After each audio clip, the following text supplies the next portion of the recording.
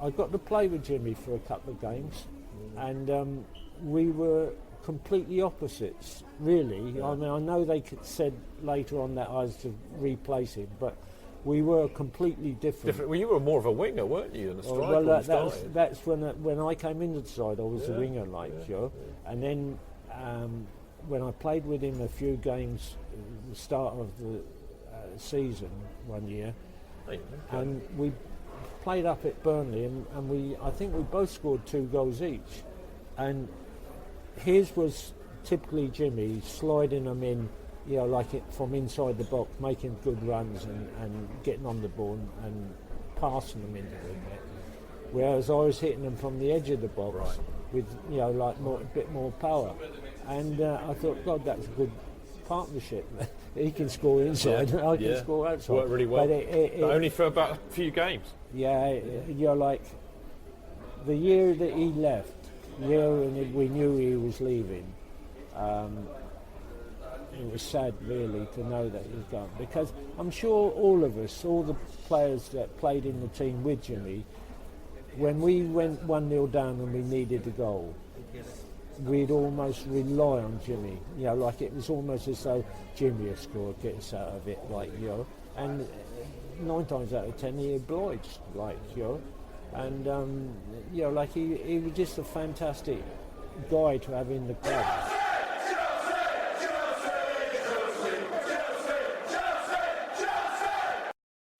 Tommy was trying to keep us balanced, like in the hotel, keep us calm, like don't get excited, don't get nervous.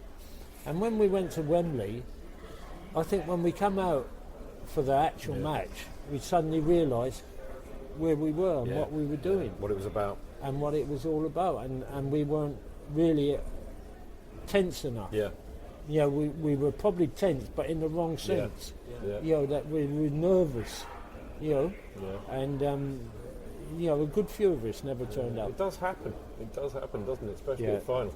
Did it kind of hurt a bit more because Greavesy and Venables were in that Spurs side? No, it hurt to lose. It always hurts Just to lose. that simple. Like in the final. They say losing in the semis is bad, but it's not as bad as losing in the final. There's nowhere to hide, is there?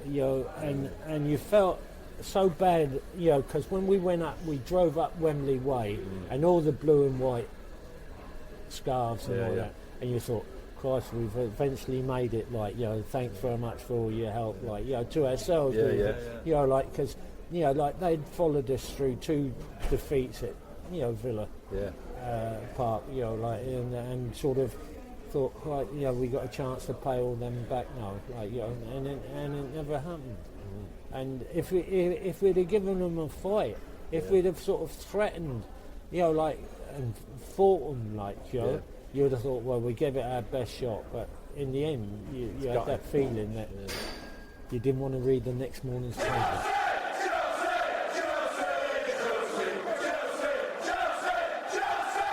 People said, after Kerry had gone, and they say, well, who do you think is going to beat your record? And I was living in Ireland back again, and people were geeing me up, saying Frank's getting close. And I said, no, he's a midfielder. No, this was when he was a long way off, back in the, like when he had 70 odds and things like that. I said, I'll be dead by the time he gets to my toe. I'm glad I won. Well, it was lovely, wasn't it? I mean, I know it's a well-known story, and I've got a picture of it, oddly. But him phoning you up the minute he broke the record. Again, Villa always features, doesn't it? He got his 150th against Villa in that penalty because I was here. And he got the 200. He broke the record up at Villa, and he phoned you, didn't he, from the dressing room? Oh, unbelievable. How did that feel? Unbelievable.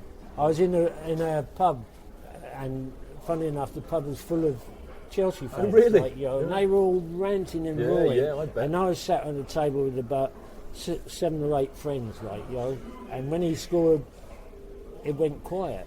Like they didn't know how he was going to react. I think, and I've got to say, I didn't stand up and cheer sort of the record's gone, but I could understand them being quiet, didn't want to, my feelings.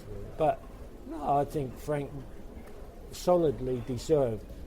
I don't know if you've noticed this over the period of time he was with Chelsea, but every year he had improved something. Oh, definitely. 100%. Yeah, definitely. You know, like I can remember one year that stands out to me is we started pre-season, like, you know, the first 4 or 5 games he scored nearly 5 goals with his head, I think. And he used to go like, you know, saying like, my head, look. And I thought, God, Frank, you've been doing some work at Armour or something, like, you know. And I said to him one day up above here, like, we was at some dude, and I said, Frank, I said, that's the one thing I like about you. You know, I said, you've just keep on improving everything around you, like, you know, something that you're not happy with, you've improved, like, you know. I said, that's a, you know, talent, like, you know, you don't often see that top players doing that, still doing that.